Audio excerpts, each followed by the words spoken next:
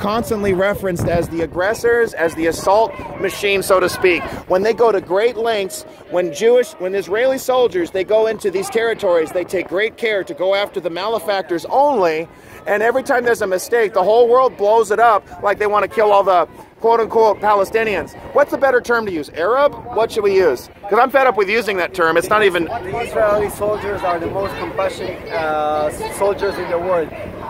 We have orders from the commanders. Every time we see a terrorist, if there is a child next to it, we're not going to shoot. We're going to wait for the right moment. That's how compassionate we are when we see a terrorist. We're not allowed to shoot. If we shoot, we can go to jail. Wow. We can't risk other people's life while fighting against terrorists, and we lost a lot of lives, Israeli soldiers. So he's not telling the truth? Explain. That's the problem about the bias. When I open my Facebook, all I see is the Palestinian bias, and I see the exact opposite.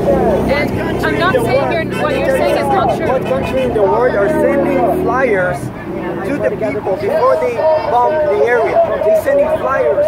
Please evacuate the place. We're about to bomb. Because it's an occupying force. They have no right to be there. Yes, they do. No military in the world are sending warnings and flyers from above. Every military attack Nobody. You can ask. No, it doesn't. The USA does it too. When we went into Iraq, we sent flyers in ahead of time telling, because we were going after Saddam Hussein. It's called international law. You cannot attack. No, it isn't. And most people don't comply with international law to begin with.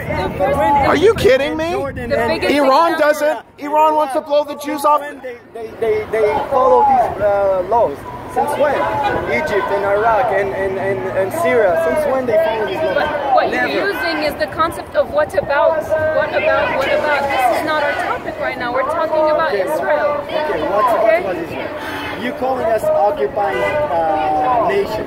What are we occupying? We just came back to our land. We don't occupy anything. It's our promised land. That's the same argument. Oh, go ahead. It's our promised land. Just really quick. That's the same crappy argument we hear from the heifers and the brown supremacists. Our land, our land. And it's just it's a hollow, bitter lie to justify the phasing out of borders, like what Hillary Clinton talked about in her private speech before, in contrast to her public position, right? Of one of many. What do you mean? I told you, when we're digging underneath the Dome of the Rock, we're finding Jewish architecture. The coin that says Jerusalem on it. Have you seen Petra? Have you seen Petra of Jordan? Have you heard of Petra? Can you imagine people being the sons and the descendants of the Nabatean coming back to Jordan and saying this is our land? It's true.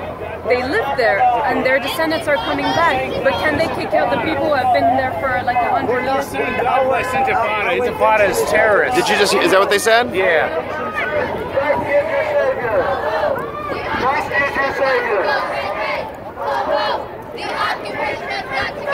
They're saying, hey, ho, ho, the occupation has got to go.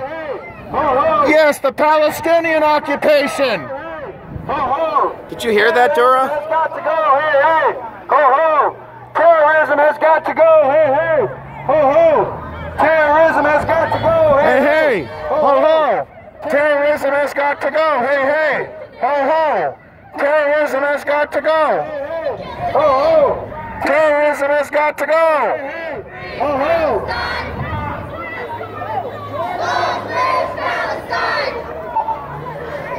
Long live Israel! Islam is genocide. Long live Israel! Islam is genocide. Islam is genocide. Islam is genocide. Islam is genocide. Islam is genocide. Islam is genocide. Islam is genocide. Islam is genocide. Islam is genocide. Let's see if they've made any headway. Has been invaded by a lot of colonial forces, including the British and the French. Wait. But the Ottoman colonials are also invaders. They're also invaders. Of course. This is why the Arabs rebelled against the Ottoman Empire, because they viewed them as Turks. Right? What is it? Okay, thank you. So the Arabs rebelled against the Ottoman Empire in collaboration with the British.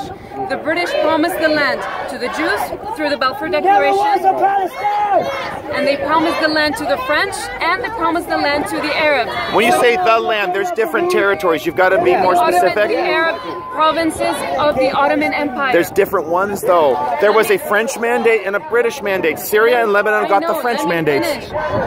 Just make sure that you distinguish, okay? That's all. Is that the British promised the land to 3 different parties, and this is what the problem happened. And there were, it's not your fault. It's not your fault. We got independence on a small area. We got attacked by 5 different don't defend countries. yourself. I'm not attacking you, okay? And then what happened? Why do you oppress your women? Why do you oppress your women? Hi, I'm Brian. Why do you throw gays off a building? Hi, Brian. How you doing? I'm good. How are Nice you? to finally meet you in real life. Thank you. Wonderful. I appreciate what you're doing down there in Huntington Beach. Oh, absolutely. Huntington Park. Denounce terrorism. Denounce the Until 1948, when we got independence on a small area, the whole Arab nation tried to occupy and kill all Jews. So what we It was did, a time of war. It was during after World War I, when all countries, you have little countries who are very young, just like the U.S. when it was a very young country. They're trying to fight for the independence. They don't have a strict mandate. They don't know what Palestine is. They don't know what Israel is.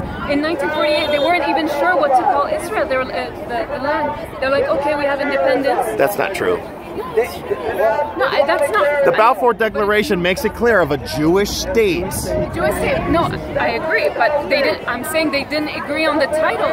I'm saying neither Arab nor Jews knew what to call their nascent states. They were nascent states. They had no idea what it was going to look like. Do you see what I'm saying? It's just history. I agree with you that before the And the declaration, hatred grows every single year. I'm going to disagree with you on that. The hatred has been in place against Jews for thousands of years. Absolutely, in Europe. No, in the Middle East too. Also in Europe, but in the Middle East. Yes, the Ottoman Empire. They lived together. They were neighbors. I was telling him, you didn't hear me earlier. Okay. I said Arabs and Jews lived, I'm not saying they loved each other, but they lived in Jerusalem in peace. What happened that's afterwards? true, but I have read so many histories from Spain as well as in other parts of the Ottoman Empire where there was rigid hatred of Jews and Christians. They had to worship in secrecy. A lot of the historical monographs from academics have actually been altered or distorted because of political pressures. I just said it's not a love story. You're referring to the Middle Ages. No, I'm talking about even more recently too. Sorry. even I agree. Because you talk about bias, which is a serious issue in academia. Under this aegis of respectability and professionalism, there are many historical monographs and books. I'm reading a book right now where they go.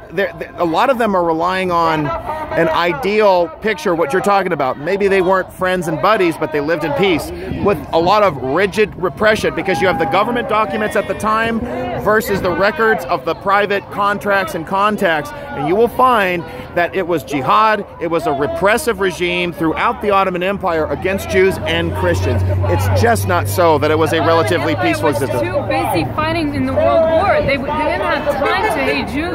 That's not an argument. Sorry.